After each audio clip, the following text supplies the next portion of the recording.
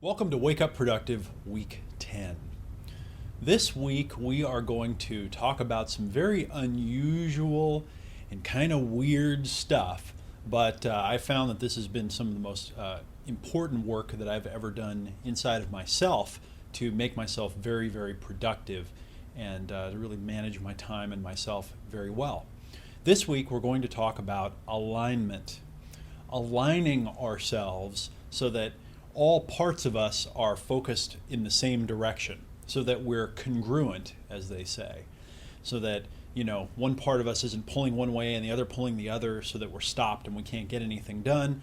On the other hand, so that everything's pointed all in one direction, so we can move very quickly and in a streamlined way without a lot of friction. What I've discovered is that I have a lot more inner friction and inner conflicts than I really would ever want to admit to myself. And I found that most other people do too. And it's almost like having a car that isn't quite in alignment, right? If the front wheel of your car is out of alignment by, a half inch in one direction, it's going to not only wear out your tires, twice or three times as fast, but it's also going to reduce your ability to control your car. It's going to wear out the parts and put stress on your front end in your car. And it's also going to reduce the gas mileage. It's going to make it less efficient. So in a car, being out of alignment costs you in a lot of ways. As a person, being out of alignment really robs you of a lot of energy. And when you get yourself into alignment, you start to feel this feeling of freedom, of flow, of things just working the way that they need to work. So we're actually going to do a few important exercises here, and let's dive in right now. To start out with, get yourself a blank piece of paper. So go ahead and find yourself a blank sheet of paper. We're going to do an exercise to kick this one off. Here's what I'd like you to do. Draw a line down the middle of the paper, top to bottom. Okay, separate the paper with a line down the middle. And now, over on the left side, what I'd like you to do is write a list of the things in life that are most important to you. See if you can list 5 things that are most important to you in life. Okay? Go ahead and do that right now. Press pause, and then come back when you're finished with that part of the exercise. Should just take you a minute or two. Just write down the 5 things in life that are most important to you. Go. Okay, so hopefully you came up with 5 things that are really important to you in life. Now over on the right side, what I'd like you to do is write down the 5 activities that you spend the most time doing. What are the 5 activities that you spend the most time doing in your life? All right? They may be worrying, they may be working hard, they may be traveling, whatever they are, I don't care what they are. Write down whatever the 5 things and be really honest with yourself. What are the 5 things that you spend the most time doing? Okay, so go ahead and press pause, write those 5 things down, and come back when you're finished. Now, look at your 2 lists and notice how far out of alignment those 2 things are. And what you'll probably see is that the things that you spend more of your time doing are not the things that are the most important to you in life, or they're not connected, or they don't give you more of the things that you want in life. In a lot of cases, when you look at your list, you'll see that it's almost as if these 2 lists came from 2 completely different people because they're that far out of alignment. So you might want to just make note of that right now and just notice which things you need to really spend more time doing, because what's important to you in life, those are the things that you really should be doing with your life. And we'll talk more about that in just a moment. Okay, now the next thing that I've found that keeps us out of alignment and causes a lot of stress on our systems and really robs us of energy are what you might call open loops. Now, in the very beginning of this program, we made a bunch of lists of things that are robbing us of energy and things that are on our minds. And I think that now that we've learned how to get a little bit more control of our lives, it's time that we revisit these things, especially the big picture, more important issues, and we address them. So I'd like you to take another blank piece of paper, and if you've got your notes handy from your first initial fast start exercises, you might want to grab those as well, Because what we want to do is we want to make a list of the open loops in our life that are causing us to be incongruent. The open loops in our life that are robbing us of energy. The open loops that are making us think about things or avoid certain things or certain people, where we're going through life and we're really not just living on purpose and just creating the life that we want. We're going through life with these things that we're trying to avoid, with things that pop up in our mind that we're thinking, oh yeah, there's that, or oh, I wish I didn't have that relationship that went bad and now I'm fighting with that person. All of this kind of stuff. We want to revisit this and we want to make a list of the ones that are robbing us of energy. This stuff, it's not doing us any good. To be harboring something like that, to just have it open and not complete, really creates a misalignment of a lot of your parts. So, next exercise, take that blank piece of paper and see if you can write down, see if you can identify the top 3 or maybe 4 or 5 at the most open loops in your life that are robbing you of energy and that are causing you to be out of alignment. What are the things that are open? It may be a fight that you had with someone. Maybe you got into a fight with somebody in your family years ago and you're not talking to them, and it creates stress because it comes up when you talk to other members of the family and they're trying to tell you what happened with that other person and the other person's trying to communicate with you through them, and it's just this big mess. It might be something that happened at work where you have a partner or a customer that you tried to do something with them and maybe it didn't work out, and you haven't talked to them in a while and you don't know if they're upset or they're not. It's just an open loop because it's an unknown and it comes up and you think about it a lot, and it's causing you to be out of alignment, kind of out of integrity in a way. So go ahead and write down the top 3 to 5 areas where you've got something that's just an open loop. It's something that worries you, it's something you think about, it's something that causes you stress or a loss of energy. The ones that are the most stressful are unfulfilled obligations and relationships where there's conflict. So go ahead and write down the top 3 to 5 of those where there's an open loop in your life, where there's no completion. Go ahead and press the pause button. As soon as you've written those down, come back. Okay, excellent.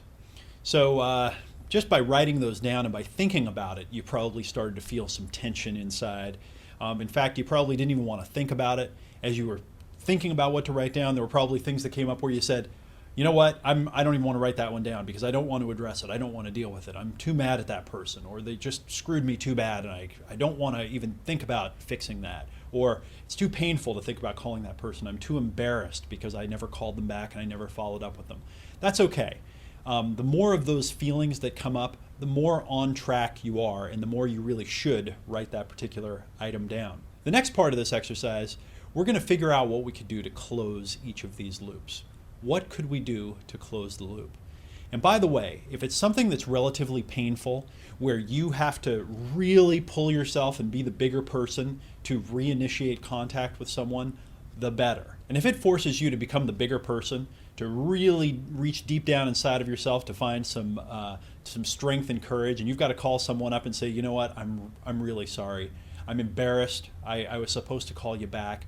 I was supposed to deliver this result. I was supposed to give you this thing, and I never did it, and I'm sorry.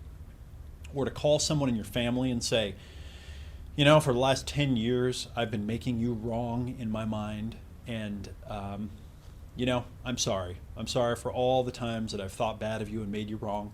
I was very mad at you when we had our split up, but you know what? That's in the past, and I think it's time for us to reinvent our relationship. Whether we can be close friends or not, I don't know, but for now, I think it's time for us to just let that be water under the bridge and just bring to resolution. So now it's time to write down the action step to bring closure or completion to each of these items. And what do you have to do? What's the action step you have to take? So go ahead now, pause the video, and write down the action steps that you're going to need to take to get completion or closure on the top 3 to 5 open loops in your life. Go ahead and do that right now and then come back for the final exercise. Good. You're doing some very tough work right now. If you're feeling a little emotionally freaked out, that's okay. And now what I'd like to do is one of the weirdest and most interesting and powerful exercises that I've ever learned. This is an exercise that comes from neuro-linguistic programming, and it's called parts integration. The idea here is that Each of us does not have one personality. We have many personalities. It just seems like we have one personality because the personality that's kind of in charge is always the one that's conscious, and it just kind of seems like a seamless process. There's a great diagram I saw that was created by a guy named Peter Uspensky, and he drew this circle, and inside of it he put the letter I, but he put it like 30 or 40 times, so there were a bunch of I's inside that circle. And that was kind of his metaphor for our real personalities, that we're actually a whole bunch of different I's. It's like, think about a giant cruise ship. Okay, there's not just one person that's operating the cruise ship. There are a bunch of different people. There are some people that are working in the engine room, turning the engines up and down and making sure they work. There's one person steering the actual ship. There's another one monitoring the sonar. There really are a lot of different parts that are kind of running or are the captain, so to speak, of that ship. And when the main captain goes to sleep, someone else takes over. And to the awareness of most of the people that are on the ship, they don't realize who's in charge or whatever, what's happening. Well, that's actually the same way with us. We don't really notice consciously when a different part of us takes over. And what you'll notice is that there are parts of you that are lazy, and when the lazy part is in control, you just want to lay down and not do anything.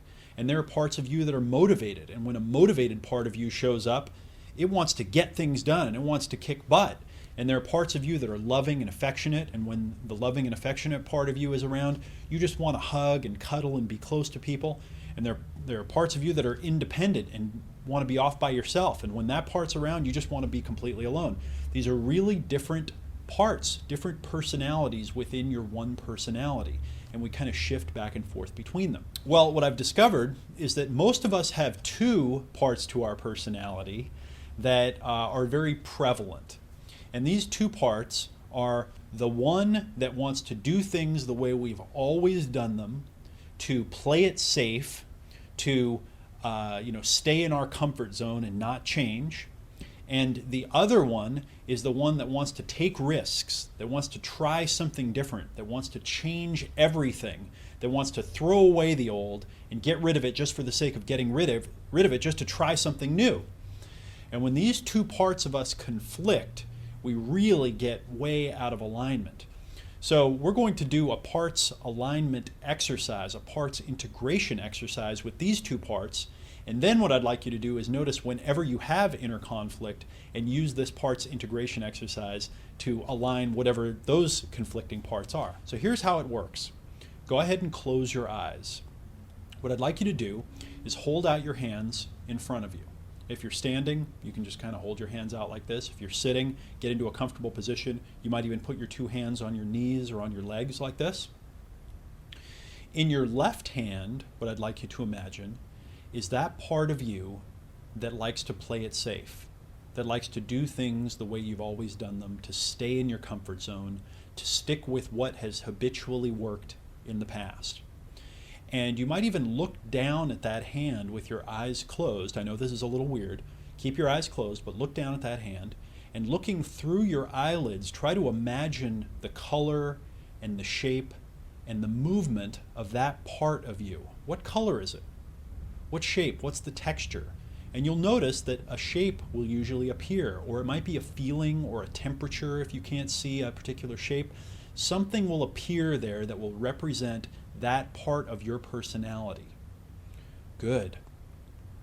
Now what I'd like you to do is in your other hand, in your right hand, I'd like you to imagine that part of your personality that likes to do new things, that likes to innovate and create and throw out the old and to go on an adventure, to take a risk, to create something completely new, to do something that's totally uncomfortable for the thrill and the excitement of doing it. And notice as you look down at that part through your closed eyelids, notice what color, what shape, what texture, how it's moving.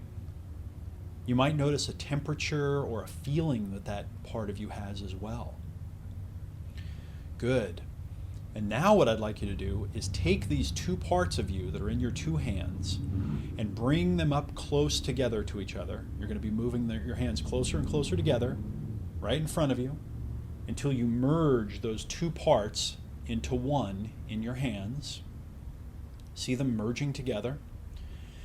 And then what I'd like you to do is draw that new integrated combination of parts right up to your chest, and then push it directly into your chest and feel it moving inside of you and spreading through your chest, through your stomach, through your shoulders, down into your legs and feet, out into your arms and hands, and up into your head. And notice those two parts of you integrating with each other. And as you do this, you might feel a little weird. That's very normal. What you're going to notice is that these two parts both have very positive intentions. They both intend positive things. They're both trying to keep you safe. They're both trying to keep you growing. And now that you've integrated the two of them, and you can see that their intentions are both good, you might begin to realize that they can help each other. That the part of you that likes to play it safe can help the part of you that wants to do new, creative, adventurous things, because it can do it with a little bit more of a tempered approach.